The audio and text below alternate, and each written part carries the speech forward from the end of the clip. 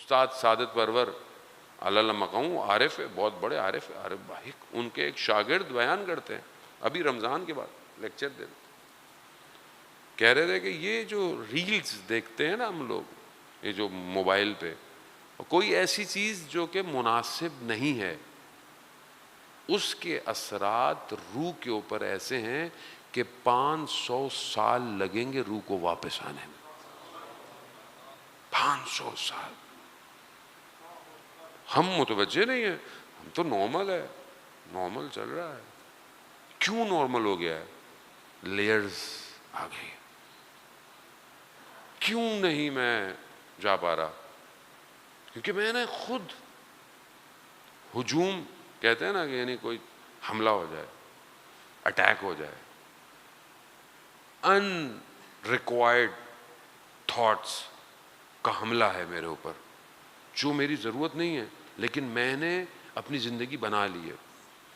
Unwanted knowledge, information جو آج دنیا دے رہی ہے، وہاں کیا ہوا، یہاں کیا ہوا، فلانے برانڈ کا کیا ہوا، فلانے وی لاگر نے کیا کیا، فلانے ٹک ٹاکر کا کیا ہوا، فلانے جوتے کا برانڈ کا کیا ہوا، فلانی گاڑی کا کیا ہوا، وہ بہت ساری چیزیں انوانٹیڈ ہیں، ضرورت نہیں ہے آپ کو۔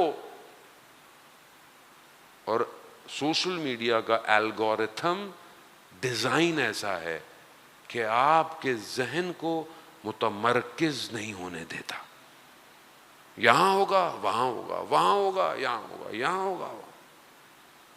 کوئی 1 گھنٹہ بھی آپ بیٹھے رہنا، آپ سے کوئی پوچھے کچھ سیکھا؟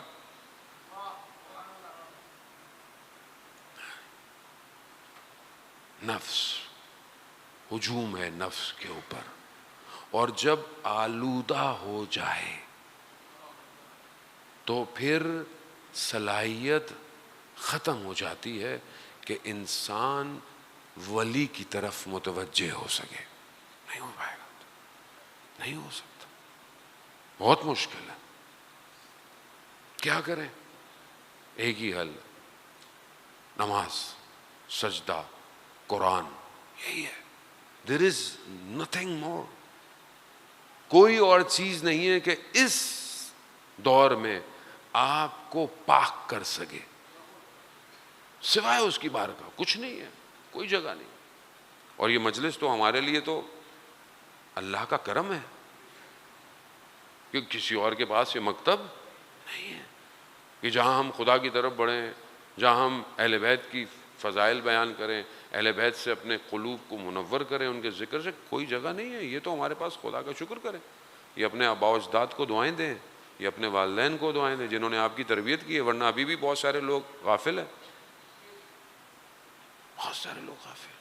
کوئی نیکی ہے کہیں نہ کہیں جو یہاں لے کے آئی ہے، اور شاید میری بھی نہ ہو، میں تو اپنے آپ کو بھی نہیں قابل سمجھتا کہ بہرحال میں تو، میرے والد صاحب ہمیشہ کہتے ہیں کہ بیٹا جو کچھ آپ کے پاس ہے آپ کی وجہ سے نہیں ہے، یہ آپ کے دادا پردادا کی محنتیں ہیں جو انہوں نے کی ہیں عزاداری کی خاطر، اینڈ اٹ ریفلیکش ہو رہا ہے، کچھ نہیں ہے۔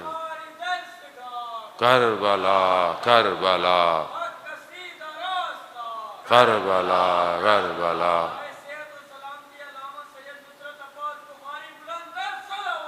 اللہ صلی اللہ۔ اچھا وزان محترم، خوب یہ چیز ہے تو ہم بڑھ رہے ہیں۔ ایک شخص مولانا رومی اس کو مثال دیتے ہیں کہ مصطفی میں پھل سے، یعنی کوئی فروٹ آپ چاہتے ہیں کہ ہو، ایک باغبان، ایک گارڈنر ایک پھل چاہتا ہے، اس پھل کے لیے وہ کیا کرے گا؟ اس پھل کا بیج لگائے گا، درخت ہوگا، اور پھر اس کے بعد اس سے وہ پھل نکلے گا۔ لیکن اب اس باغبان کا ہدف کیا ہے؟ درخت ہے یا پھل ہے؟ وہ پھل ہے۔ اگر اس کا مقصد وہ پھل نہ ہو، وہ فروٹ نہ ہو، تو کیا یہ درخت لگائے گا؟ تو کوئی چیز پوٹینشیل رکھتی ہے تو اس کے لیے یہ کام، اب کام کتنا ہو رہا ہے؟ پودا لگ رہا ہے، پانی جا رہا ہے، دھوپ آ رہی ہے، ہوا چل رہی ہے، پریکاشنز ہو رہی ہے. کیوں؟ تاکہ یہ وہاں پہنچے جہاں یہ استعداد باہر آئے. ہے کہ نہیں ہے ایسا؟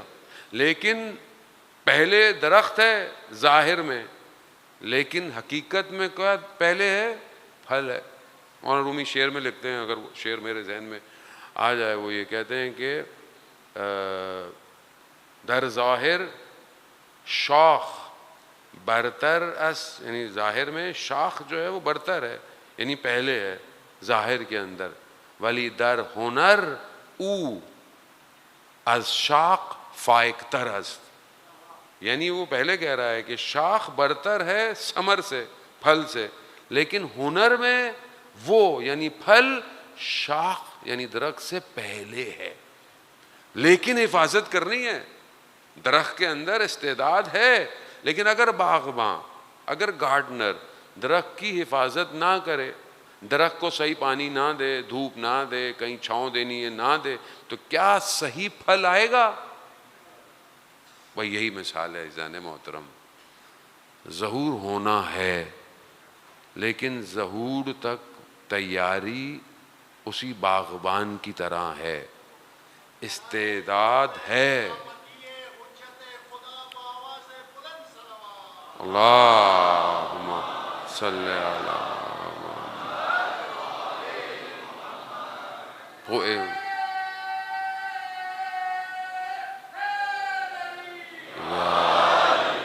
اب یہ جمعے کا دن ہے عزیزان محترم، ظہور کا متوقع دن ہے.